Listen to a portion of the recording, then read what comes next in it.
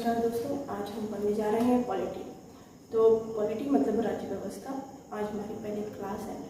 राज्य व्यवस्था को पढ़ने से पहले हमें यह ज़रूर पता होना चाहिए कि इसका उद्भव कैसे हुआ।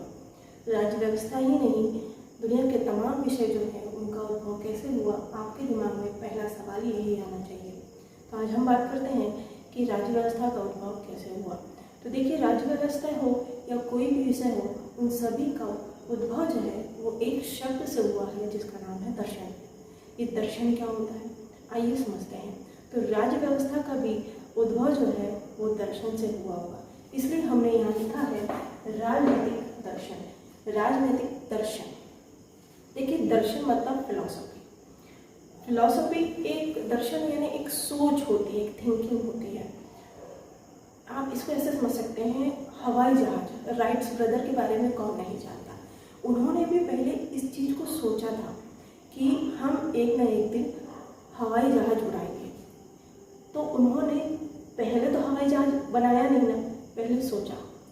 पहले उन्होंने इस चीज़ के बारे में सोचा, फिर उसे अप्लाई किया, और जैसे वो अप्लाई करने लगे, अपनी सोच के अकॉर्डिंग काम करने लगे, तो उनकी जो सोच थी समय के साथ प्रूफ होने लगी, सत्यापित होने लगी, उसे एविडेंस मिलने लगा। तो जब उन्होंने अपनी सोच को एक हेलीकॉप्टर के रूप में बदल दिया, तो वो एक साइंस का रूप ले लेता है। और साइंस का रूप लेने के बाद आज भी आप जानते हैं कि उसके बारे में अलग से सब्जेक्ट है और उसके बारे में हम पढ़ाई करते हैं। इंजीनियरिंग है, डॉक्टरी है, जितने भी बड़े बड़े सब्जेक्ट हैं वो कहीं ना कहीं इन दर्शन से ही उभर के आते हैं। तो आज जो हम राज्य व्यवस्था पढ़ रहे हैं, यह भी दर्शन से निकल के आता है, फिलॉसफी से निकल के आता है। आई थिंक आपको समझ आया होगा। तो हमारा जो राजनीतिक दर्शन था, राजनीतिक विज्ञान के रूप में बदलता है, और हमारा राज्य व्यवस्था एक विषय के रूप में उभरता है, और आज हम सभी लोग इसे पढ़ रहे हैं। पढ़ ही नहीं रहे हैं, इसका एक बहुत महत्व है। हमारा पूरा देश का संचालन इसी से होता है। आइए आगे बढ़ते हैं। तो दर्शन की जब हमने बात की है, तो राजनीति से संबंधित दर्शन किसने देखा? तो भैया जी, आप देखेंगे कि जो मैक्सिमम विषय हैं वो एक जगह से निकल के आते हैं, वो है ग्रीक, यूनान। तो ग्रीक के ही एक व्यक्ति थे जिनका नाम था सुकरात। जिनका नाम क्या था? सुकरात था। इन्होंने ही सबसे पहले राजनीतिक दर्शन किया था, इन्होंने ही राजनीतिक मनों में सोचा था। लेकिन इनका एक ड्रॉबैक था, इन्होंने अपने विचार तो लाए, अपनी थिंकिंग तो लाई, लोगों को बताया भी, लेकिन अपने विचारों को ये किसी किताब में नहीं लिखा। अर्थात इन्होंने कोई भी ग्रंथ नहीं लिखा। इन्होंने कुछ शिष्य बनाए, इनके शिष्य थे। उन्होंने अपनी सोच को, अपने ज्ञान को लोगों में बांटा, शिष्यों में बांटा कि एक राज्य कैसा होना चाहिए, उसकी प्रजा कैसी होनी चाहिए, उसका राजा कैसा होना चाहिए, उसका संचालन कैसा होना चाहिए। ये सारी चीज़ें इस दर्शन में थी, और इस दर्शन को पहले प्रस्तुत करने वाले व्यक्ति थे सुकरात। आगे बढ़ते हैं। सुकरात के एक शिष्य हुए जिनका नाम था प्लेटो। सुकरात के एक शिष्य थे जिनका नाम था प्लेटो। अब ये जो प्लेटो महाशय थे, ये सुकरात के शिष्य तो ही थे ही। इन्होंने क्या किया कि सुकरात के कुछ सिद्धांत और अपने मन से जो उपजे हैं सिद्धांत, उन्होंने उसका संकलन किया, और एक अच्छे राष्ट्र की परिकल्पना करते हुए इन्होंने एक किताब लिखी जिसका नाम था रिपब्लिक।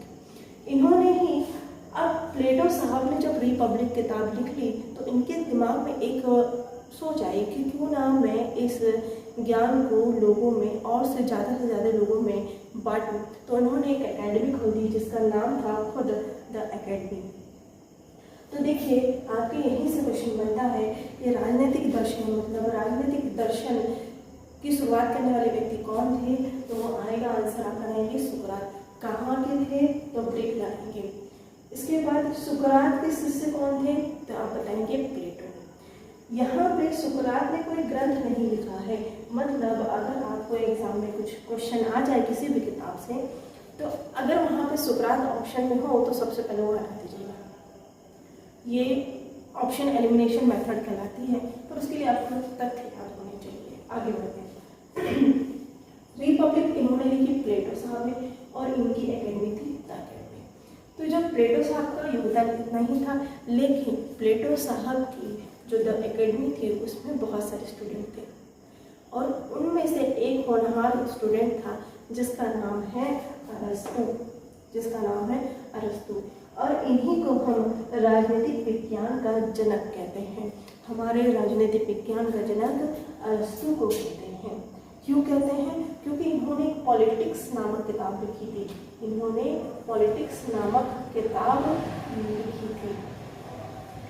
इसलिए इन्हें पॉलिटिक्स का जनक कहा जाता है। इन्हीं महान अरस्तु के एक और शिष्य थे जिनका नाम है सिकंदर द अलेक्जेंडर ग्रेट।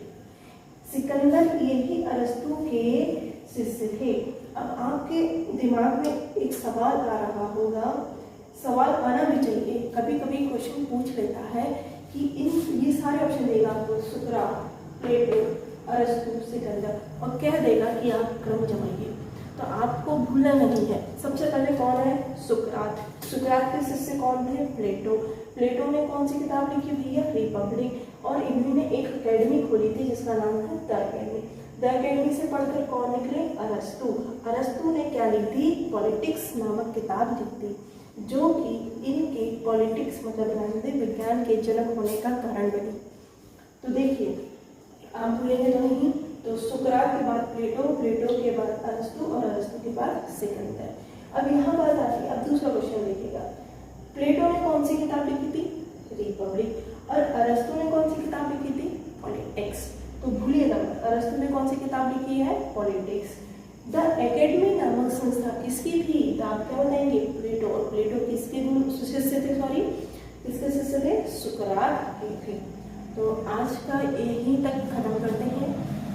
आपको दूसरे वीडियो में इसकी आगे की कहानी मिलेगी, जहां हम इस राज्य व्यवस्था को पढ़ेंगे, और राज्य व्यवस्था को पढ़ने के बाद हम स्टार्ट करेंगे इंडियन पॉलिटी। Thank you.